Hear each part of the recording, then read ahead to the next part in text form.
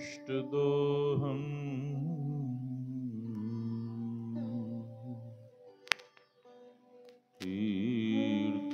तीर्थास्पदं शिवविरञ्चि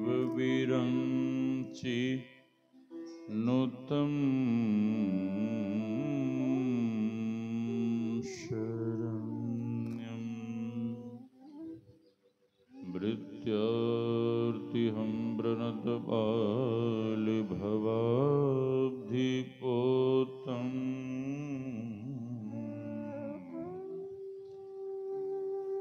वन्दे महापुरुषते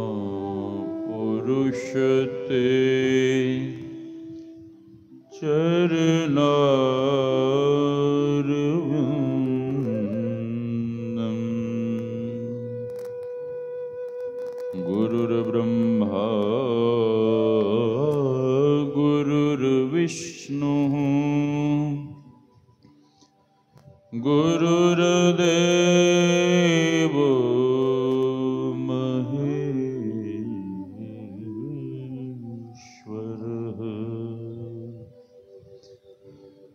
गुरुर्साक्षात् परं ब्रह्म तस्मै श्री गुरवे नमः। धन्य धन्य सद्गुरु सुखदा महिमा कही न जाय। जो कछु कहूँ तुम्हारी कृपा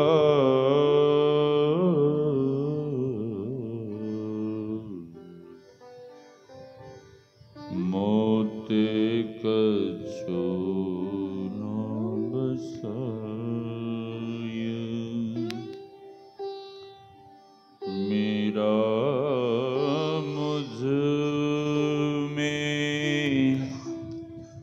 कुछ नहीं, जो कुछ है गुरु तो ये तेरा। तुझको सौंपता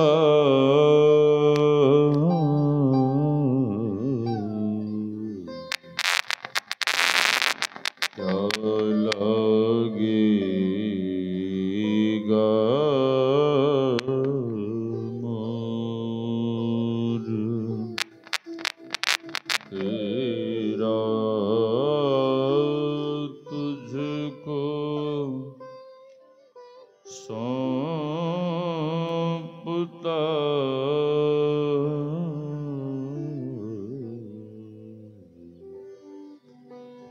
क्या लगेगा मोर।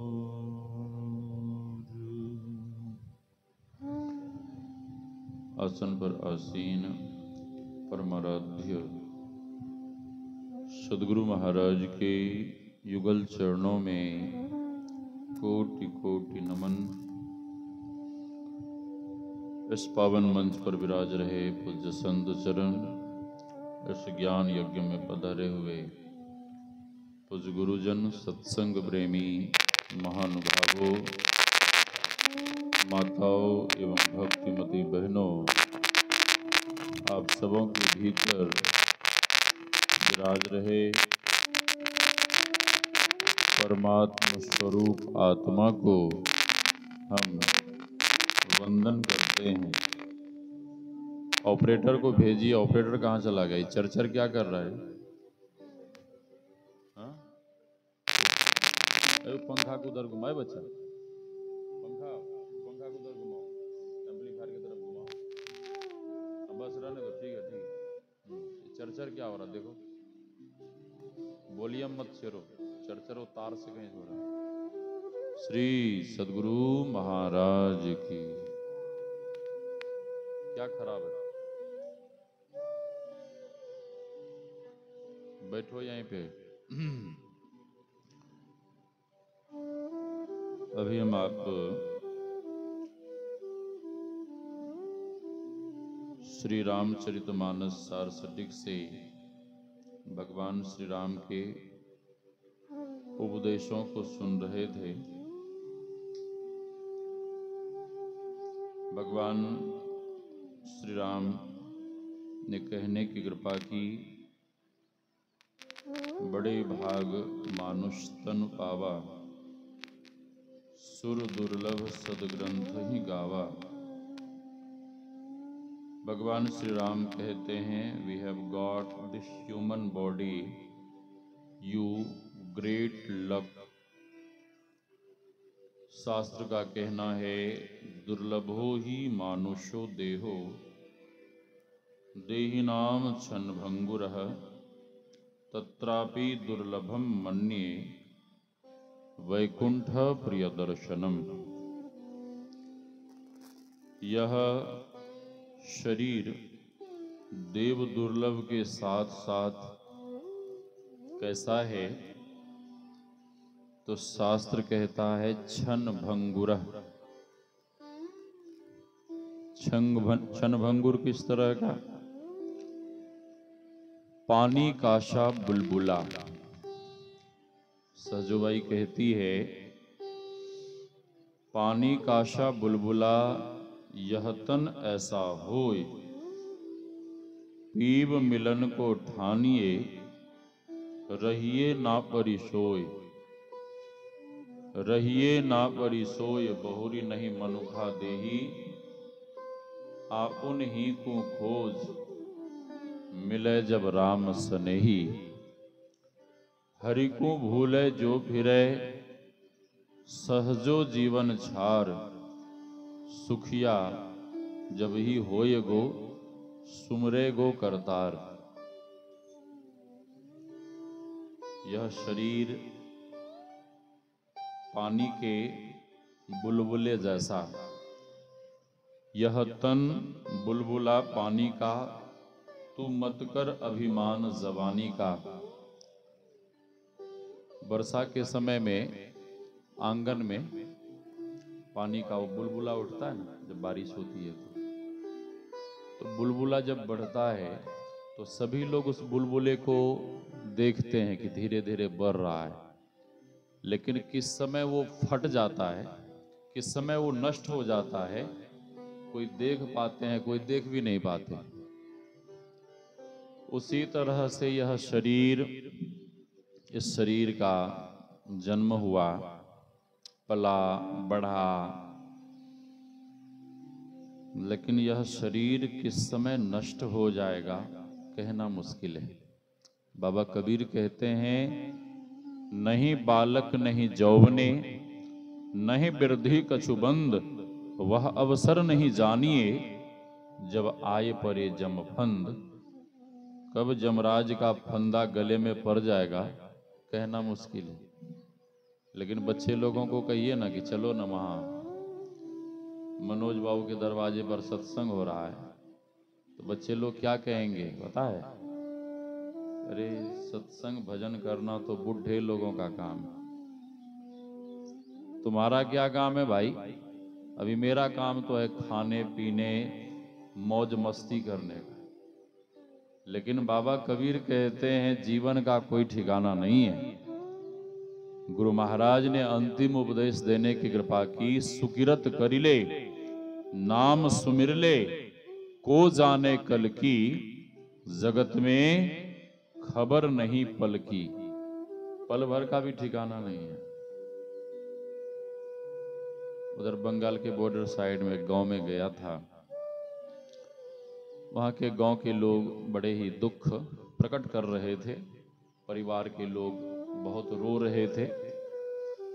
मैंने पूछा क्या हुआ, तो समाज के लोगों ने, वहाँ के लोगों ने बताया कि एक लड़का, अभी नई नई शादी हुई थी और एक छोटा सा बच्चा उसकी पत्नी की गोदी में, वो लड़का बाइक उठाया और कहीं जा रहा था काम से, गांव से बाहर भी नहीं निकला, ऐसे ही सड़क पे, गांव से निकला ही था, सड़क पे गया, पता नहीं क्या हुआ नहीं हुआ, गाड़ी में ब्रेक लगाया, क्या गड़बड़ी हुई नहीं हुई, बाइक से नीचे गिरा, सर फटा और उसी समय मर गए।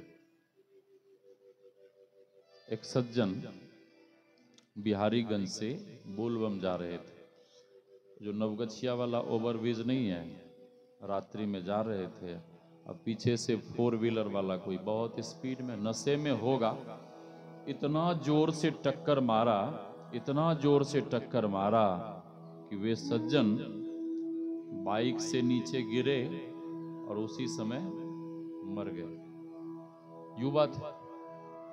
तो बाबा कबीर कहते हैं जीवन का कोई ठिकाना नहीं है, इसलिए बाल्यकाल से ही भजन में लग जाओ, बीत गए दिन भजन बिनारे, बाल अवस्था खेली गवायो, जब जौवन तब मान घनारे, वृद्ध भये तन आलस उपजे, रोग ग्रसित भय सकल तनारे। बचपन खाने खेलने में चला जाता है, जवानी गुमान में, अहंकार में, इधर उधर में बीत जाता है, और जब वृद्धावस्था आती है तो क्या होता है, शरीर में बहुत तरह का रोग, शरीर में बहुत तरह का कष्ट, परेशानी, फिर उस समय चाह कर भी मानव भजन नहीं कर पाता है, ध्यान नहीं कर पाता है। इसलिए बाल्यकाल से ही भजन में लगना चाहिए। भगवान श्री राम कहते हैं, कबहुक करी करुणा नर देही, देत ईश बिनु हेतु स्नेही। अकारण ही स्नेह करने वाले, भगवान श्री राम कहते हैं, God has given this human body by grace. उनकी करुणा, उनकी दया, उनकी कृपा के कारण हम आपको यह शरीर मिला है। किस लिए? खाने पीने मौज मस्ती करने के लिए नहीं। आहार निद्रा भय मैथुनंच सामान्य में तदवशुभिर नरानाम, ज्ञानम नरानाम अधिकम विशेषो, ज्ञानेन हीना पशुभिः समाना। भगवान आगे कहते हैं, साधन धाम, यह शरीर साधनों का घर है और इसी शरीर में मोक्ष का द्वार है। बाबा कबीर कहते हैं कि इतनी साधना करो, इतनी साधना करो, इतना ध्यान भजन करो कि जीते जी साधन भजन कर परमात्मा को प्राप्त कर लो। भगवान कहते हैं यह शरीर साधनों का घर है, लेकिन दुनिया के लोग कहते हैं कि साधना करना बड़ा कठिन काम है, ध्यान करना बड़ा कठिन काम है, बाबा जी बनना, घर छोड़ना बड़ा कठिन काम है। अभी हमारे बाबा बता रहे थे कमरे में कि महात्मा को भी बड़ा कष्ट है। हाँ, बहुत कष्ट, सही बात है। बाबा कबीर ने एक ही लाइन में कह दिया, तनधर सुखिया काहू न देखा, और जो देखा सो दुखिया। जोगी दुखिया जंगम दुखिया, तपसी को दुख दूना हो। लेकिन आगे अंत में उन्होंने कह दिया, कहे कबीर सकल जग दुखिया, लेकिन यदि कोई सुखी है तो संत सुखी मन जीती हो। यदि संसार में कोई सुखी है तो वे संत सुखी हैं। गोकर्ण जी महाराज अपने पिता आत्मदेव को उपदेश दिया, नो चंद्रस्य सुखम किंचित, नो सुखम चक्रवर्ती नः, सुखमस्ति विरक्तस्यः मुनि एकांत जीविनः। हे पिताजी, इस संसार में कोई सुखी नहीं है। हाँ, इसलिए पिताजी, देहस्थि मांस रुधिरे विमतिम त्यजत्वम जाया सुता सदा दिशु ममताम विमुच पस्या निशाम जगदिदम क्षणभंगुनिष्ठम वैराग्य राग रसिको भव भक्ति निष्ठ। हे पिताजी, धर्मम भजस्व सततम त्यज लोक धर्मान सेवस्व साधु पुरुषाम जहि काम तृष्णाम। हे पिताजी, आप यदि सुख चाहते हैं तो साधु संतों की सेवा करिए, साधु संतों की सेवा करिए, उनके सानिध्य में बैठकर सत्संग कीजिए, ध्यान कीजिए, भजन कीजिए, तभी आप सुखी हो पाएंगे, नहीं तो मुश्किल है। दुनिया के गोरख धंधों में पड़कर लोग परेशान रहते हैं, लोग बेचैन रहते हैं, व्याकुल रहते हैं। तो दुनिया के लोगों ने कहा कि भगवान जी, घर छोड़ना, बाबा जी बनना, ये बड़ा कठिन काम है। एक संत जी मार्ग से जा रहे थे, एक वृद्ध बाबा अपने पोते के साथ खेल रहे थे और उसका पोता बूढ़े बाबा के सफेद दाढ़ी पकड़ के हिला हिला के कह रहा था, बाबा बाबा बाबा बाबा। उस बूढ़े बाबा ने कहा, संत जी कुछ उपदेश देते जाइए, ज्ञान देते जाइए। संत जी ने कहा कि हम तुम्हें क्या उपदेश देंगे, तुम्हें तो तुम्हारा पोता ही उपदेश दे रहा है। उस वृद्ध आदमी ने कहा कि हमें हमारा पोता क्या उपदेश दे रहा है, हमें समझ में नहीं आ रहा है। संत जी ने कहा, इस नन्हे बालक के शुद्ध तोतली बानी पे अब भी तो कुछ शर्माओ, और ये तेरा पोता कह रहा है बाबा बाबा, अब भी तो बाबा बन जाओ, अब भी तो घर छोड़ो। वो भी कम चालाक आदमी नहीं था वो बूढ़ा बाबा। उसने कहा, हे संत जी, आपसे क्या कहूं, जब मेरा पोता कहता है बाबा बाबा, तो मैं बाबा बनने के लिए घर से निकलना चाहता हूं। जैसे ही निकलने लगता हूं तो सामने से बेटी का बेटा आ जाता है, नाती।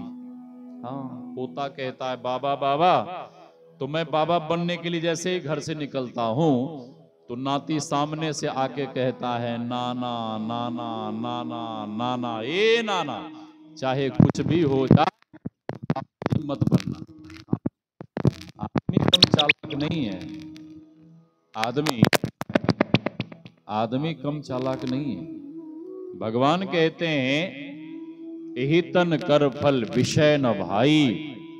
ए भाई, यह शरीर विषयों को भोगने के लिए नहीं मिला है, यह शरीर संसार के सुखों को भोगने के लिए नहीं मिला है। महर्षि शाही स्वामी जी महाराज की वाणी में, मान मान मन यह तन तेरा, हीरा रतन अनमोल है, विषयों के पीछे पर पगले, कर रहा माटी मोल है।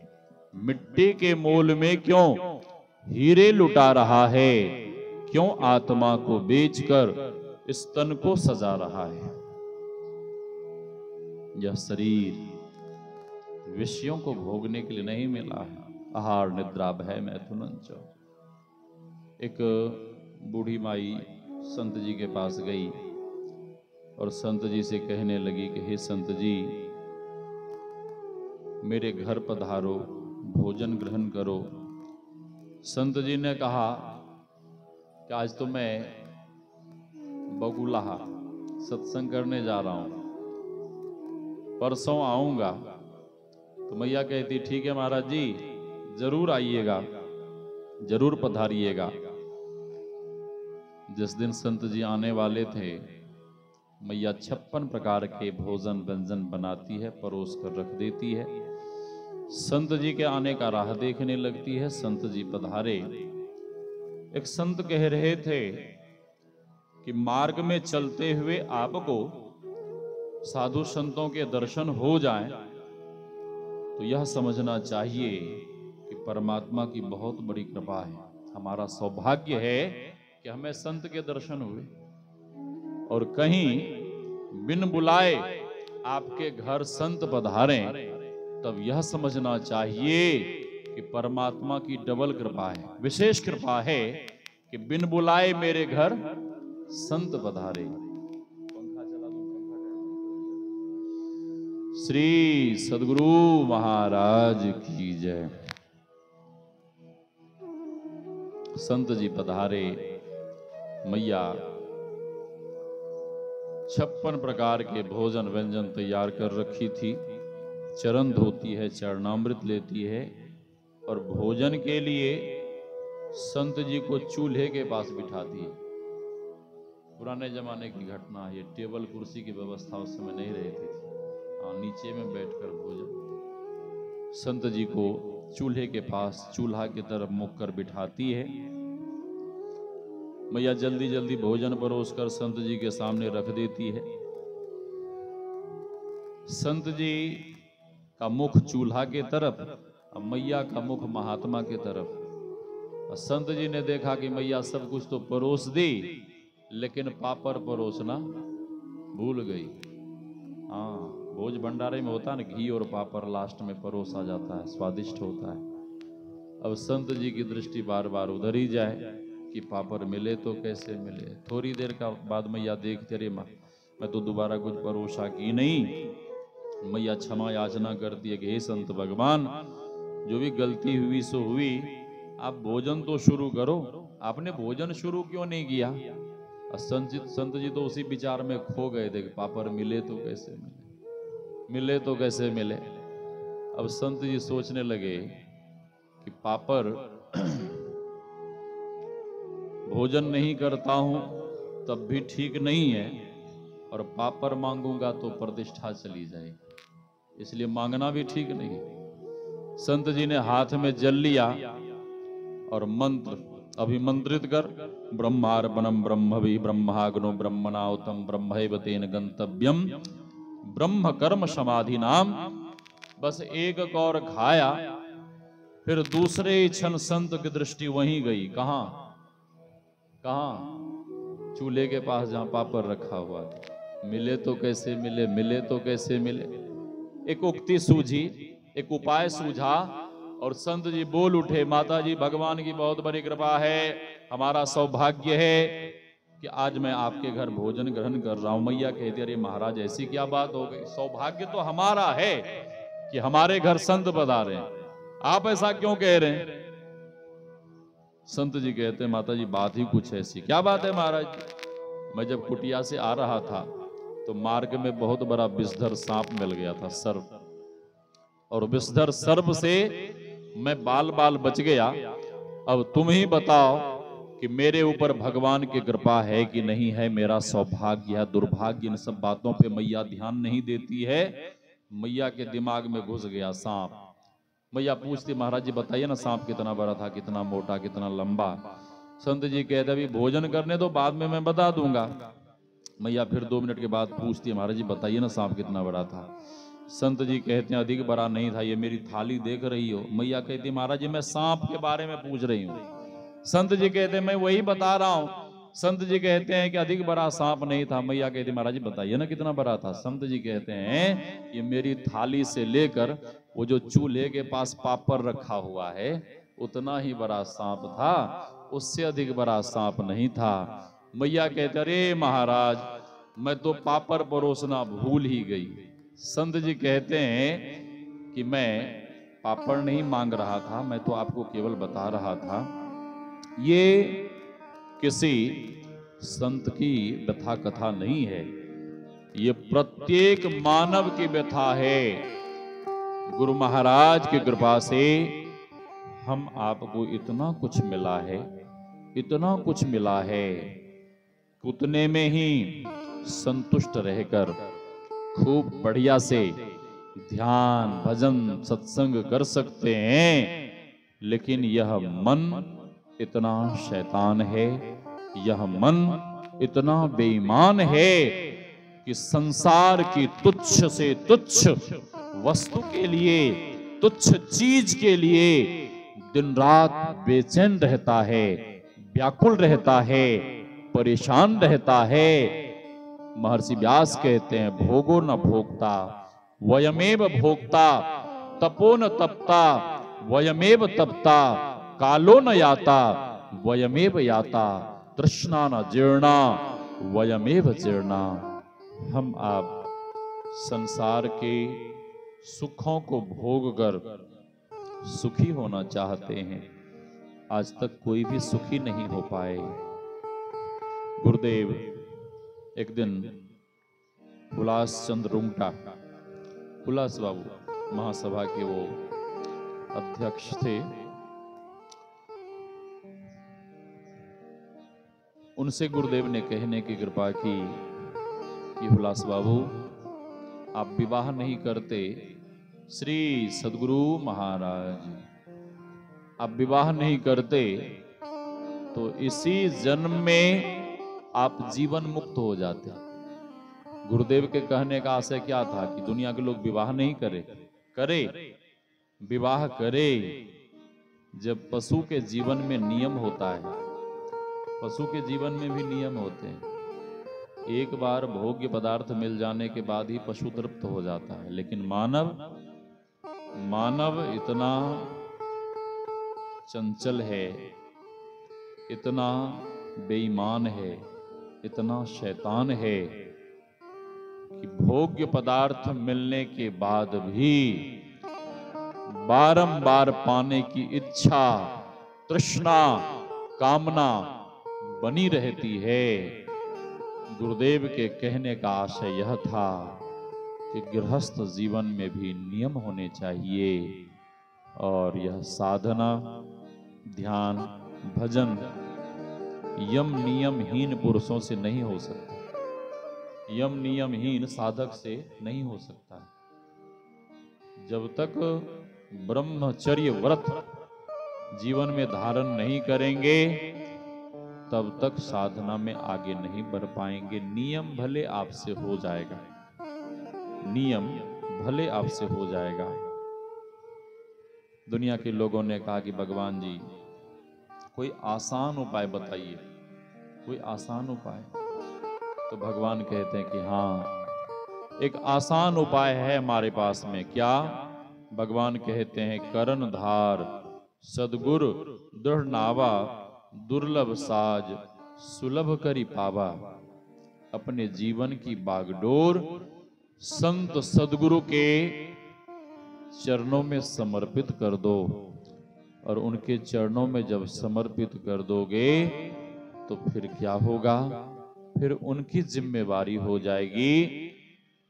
एक भक्त ने लिखा मुझको तो श्री हाँ अब सौंप दिया इस जीवन का, सब भार तुम्हारे हाथों में है, जीत तुम्हारे हाथों में और हार तुम्हारे हाथों में।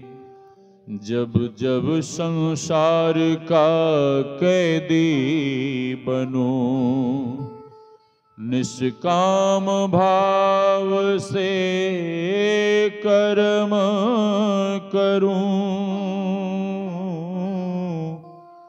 अर्पण कर दूं इस जीवन का, अर्पण कर दूं इस जीवन का। सब भार तुम्हारे हाथों में, अब सौंप दिया इस जीवन का। सब भार तुम्हारे हाथों में। मुझ में तुझ में है भेद यही, मैं नर हूँ तुम नारायण हो, अर्पण कर दूं इस जीवन का, अर्पण कर दूं इस जीवन का। सब भार तुम्हारे हाथों में अब सौंप दिया इस जीवन का। सब भार तुम्हारे हाथों में। भगवान श्री कृष्ण कहते हैं, भगवान श्री राम ने कहा कर्णधार सद्गुरु दृढ़ नावा, और भगवान श्री कृष्ण भी कहते हैं सर्वधर्मान परित्यज्य मामेकं शरणं व्रज अहं त्वा सर्व पापेभ्यो मोक्षयिष्यामि मा शुचः। शंकराचार्य जी महाराज कहते हैं गुरु चरणाम्बुज निर्भर भक्तः संसाराद चिराद भवमुक्तः। सेन्द्रिय मानस नियमादेवं द्रक्ष्यसि निज हृदयस्थं देवं, द्रक्ष्यसि निज हृदयस्थं देवं। भगवान शंकराचार्य जी महाराज कहते हैं जो भक्त अपने जीवन की बागडोर गुरु चरणों में समर्पित कर देता है, और शास्त्र का भी कहना है कर्णधारम गुरुम प्राप्यम तद वाक्यम बलवत दृढ़म अभ्यास वासना शक्त्या तरंती भवसागरम। जो भक्त गुरु चरणाश्रित हो गए हैं, जिन्होंने अपना सर्वस्व गुरु चरणों में न्योछावर कर दिया है, ऐसे गुरु भक्त निश्चित रूप से इस असार संसार, इस भवसागर को पार कर जाएंगे। बोलिए श्री सद्गुरु। हम आप नित्य पाठ करते हैं पाखंड अरुहंकार तज निष्कपट हो अरुदीन हो, सब कुछ समर्पण कर गुरु की सेवा करनी चाहिए। गुरु महाराज जब गुरुदेव परम संत बाबा देवी साहब के पास जाते थे तो बाबा साहब बहुत डांटते थे, बहुत फटकारते थे। तो सेवक लोग कहते हे गुरु महाराज, लाला को इतना डांटते हैं, ये परदेश से आया है, बहुत दूर देश से आया है, और इतना डांटेंगे तो ये कैसे रहेगा। तो बाबा साहब कहते अरे तुम लोग नहीं जानते हो, जिस तरह से संत मत के ज्ञान में मैं दृढ़ हूं, मजबूत हूं, उसी तरह से इसे भी मैं मजबूत बनाना चाहता हूं। और बाबा साहब ने एक दिन कहा कि लाला, जिस दिन दुनिया में चावल के एक दाने 1 रुपए में मिलेंगे, वैसे समय में भी या जो कोई भी साधना करेगा, ध्यान भजन करेगा, उन्हें मोटी धोती और मोटी रोटी की जीवन में कभी कमी नहीं होगी। और बाबा साहब ने एक दिन एकांत पाकर गुरुदेव से कहने की कृपा की कि लाला, चाहे तुम्हें दुनिया के लोग कुछ भी कहे, मैं जानता हूं, मैं यह जानता हूं कि संत मत में तुमसे विशेष और कोई नहीं होंगे। बाबा साहब ने पहले ही भविष्यवाणी कर दी थी। तो मैं कह रहा था कि जो समर्पित शिष्य होते हैं, भक्त होते हैं, कितना भी कुछ हो जाए वे गुरु चरण को नहीं छोड़ते हैं। लेकिन आजकल इस कलिकाल में क्या होता है, थोड़ी सी परेशानी हुई, महात्मा कहता है सत्संगी लोगों से जय गुरु महाराज। अब सत्संगी कुछ बोल ही नहीं रहा। फिर महात्मा ने कहा जय गुरु महाराज, फिर भी कुछ नहीं बोला। महात्मा ने कहा जय गुरु महाराज, फिर भी सत्संगी कुछ नहीं बोला। तब महात्मा ने पूछा क्या हुआ, तो सत्संगी कहता कि बाबा अब हम दूसरे मत में चले गए। दूसरे मत में कोई विशेष लाभ? हाँ, उस मत में तो 5 मिनट में ही भगवान के दर्शन करा दिए जाते हैं। 5 मिनट में भगवान का दर्शन। हाँ, ये समर्पित भक्त का लक्षण नहीं है। जो समर्पित शिष्य होते हैं, भक्त होते हैं, कुछ भी हो जाए वे सदगुरु महाराज के चरण को नहीं छोड़ते हैं। वे तो सदैव सदगुरु महाराज के चरणों की सेवा में लगे रहते हैं। कुछ भी हो जाए, कोई भी परिस्थिति आ जाए, कितना भी दुख जीवन में आ जाए। एक गरीब आदमी गुरुदेव का सत्संग लिया, घर गया, तैयारियां की। जिस दिन उसके घर सत्संग होने वाला था, उसी दिन उसका इकलौता नन्हा सा बेटा मर गया। गांव वालों ने बहुत कुछ कहा, बहुत उल्टा सीधा कहा। गरे श्री सदगुरु महाराज, तूने सत्संग लिया, तेरा बेटा मर गया, जाओ मैं ही बाबा को कह दो कि हम सत्संग नहीं करवा पाएंगे। उस सज्जन ने कहा, उस सज्जन के समर्पण भाव को देखिए। वो कहता है कि आप लोग हमें सत्संग छोड़ने के लिए कह रहे हैं, गुरु महाराज को मना करने के लिए कह रहे हैं। उस सज्जन ने कहा कि मैं कुछ भी करने वाला नहीं। वो कहता है कि मेरे हाथ से तो मेरा बेटा चला ही गया, क्या मेरे हाथ से सत्संग भी चला जाएगा? वो कहता है कि पुत्र गया तो गया, लेकिन मैं अपने हाथ से सत्संग नहीं जाने दूंगा। हाँ, ये समर्पण भाव है। राजी हैं हम उसी में जिसमें तेरी रजा है। इतनी बड़ी घटना होने के बाद भी वो कह रहा कि मैं सत्संग नहीं छोड़ूंगा। लेकिन जो कच्चे भक्त होते हैं, थोड़ी सी कोई बात होती है तो लोग ध्यान करना छोड़ देते हैं, प्रार्थना करना छोड़ देते हैं। हाँ, कई लोगों को हमने देखा है। लोग कहते हैं कि बाबा हम ध्यान नहीं करते हैं। क्या हुआ, इतना ध्यान करते हैं, कुछ मिला ही नहीं, कुछ हुआ ही नहीं। हाँ, तो ये सब समर्पण भाव वाली बात नहीं है। और जो समर्पित नहीं होते वो वही इस तरह से करते हैं। लोगों ने कहा ये पागल हो गया, छोड़ो चलो। गुरुदेव का पदार्पण हुआ, सत्संग हुआ, भजन कीर्तन हो रहा था, आरती हो रही थी। गुरुदेव ने उस गरीब आदमी से कहा, गए तुम इतना उदास क्यों है भाई, तुम इतने दुखी क्यों हो? वो हाथ जोड़कर खड़ा हो गया। गुरुदेव कहते हैं कि तुम्हें साधु महात्माओं को बुलाने का मन नहीं था, तुमने साधु महात्माओं को क्यों बुलाया? सत्संग कराने का मन नहीं है तो तुमने सत्संग क्यों लिया? अब वह सज्जन दुखी होकर रोने लगे कि मेरे मन में ऐसा भाव तो कभी आया ही नहीं कि मैं सत्संग नहीं करवाऊं। फिर गुरु महाराज हमें क्यों डांट रहे हैं? और कहते कहते गुरुदेव ने अंत में कह दिया कि तुम तो सत्संग में ऐसे दुखी होकर बैठे थे कि ऐसा लग रहा है कि तेरा बेटा मर गया हो। गुरुदेव तो अंतर्यामी, सब कुछ जानने वाले। अब जैसे ही पुत्र की बात गुरुदेव ने की, वह और फूट फूट कर रोने लगा। वो तो कुछ नहीं कह पाया।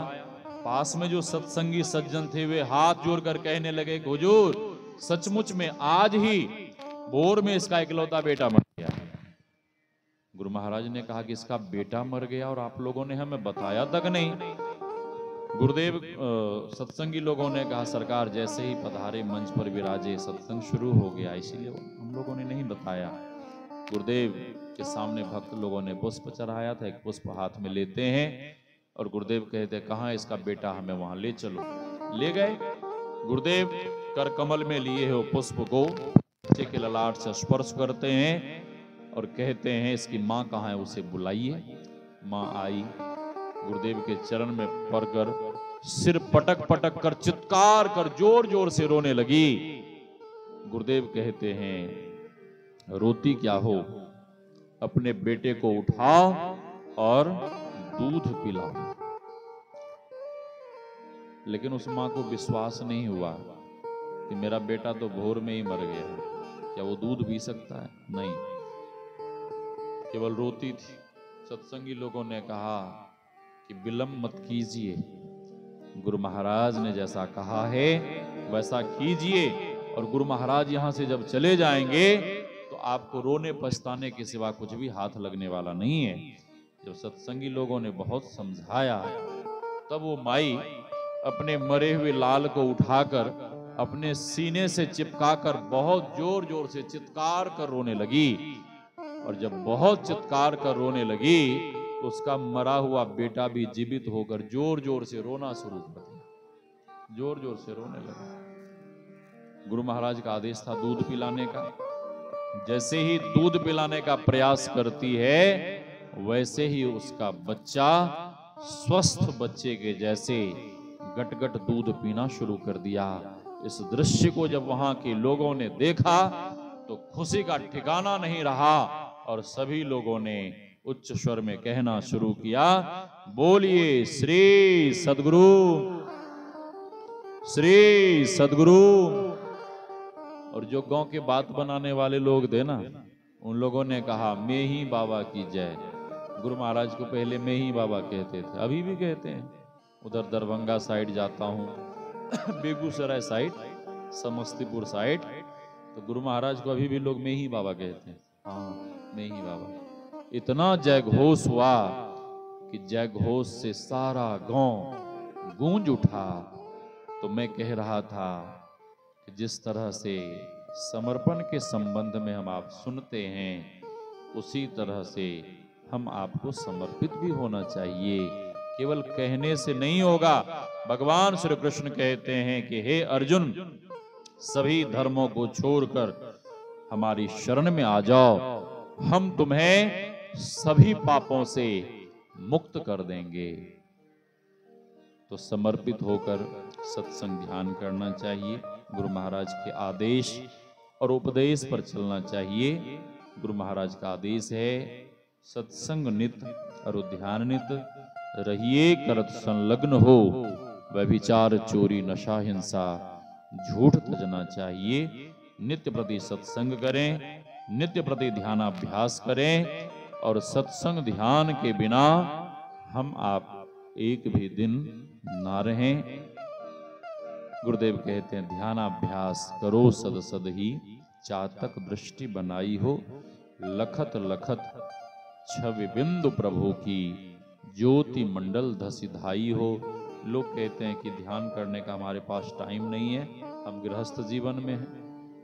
तो ये टाल मटोल की बातें हैं। दिन भर आप काम करते हैं, रात में क्या करते हैं? रात में तो खा के खर्राटे बजा के सो जाते हैं, कुंभकर्ण की नींद लेते हैं। हाँ, रात में तो कोई काम नहीं होता ना, रात में तो खाना सोना बस।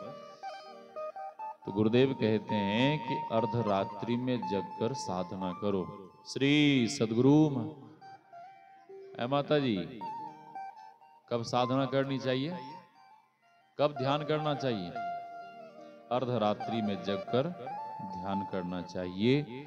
उस समय का वातावरण बिल्कुल शांत रहता है। अभी आप लोग सत्संग में बैठी है ना, कोई ना कोई बच्चा आता है, कोई दादी बोलता है, कोई चाची बोलता है, कोई मम्मी बोलता है, और ध्यान बार बार उधर जाता है बच्चे की तरफ। ठीक है, रात्रि का वातावरण बिल्कुल शांत रहता है और रात्रि में जगकर जब आप ध्यान करेंगे तो विशेष आनंद आएगा, विशेष अनुभूति होगी। या निशा सर्वभूतानाम तस्याम जागर्ति संयमी, तस्याम जागर्ति भूतानि, सा निशा पश्यतो मुने। रात्रि में जब संसार के संसारी लोग जगकर विषय भोग करते हैं, उसी रात्रि में योगी जन साधक गण जगकर क्या करते हैं? ध्यान करते हैं। तो रात्रि में जगकर ध्यान करने की आदत लगाइए, रात्रि में जगकर ध्यान करिए। अधिक नहीं कहते हुए वाणी को विराम। रात्रि में भी सत्संग होगा। मैं तो सोचा था कि अभी करके निकल जाऊंगा, बाबा को मैं बोला भी कि निकलना है,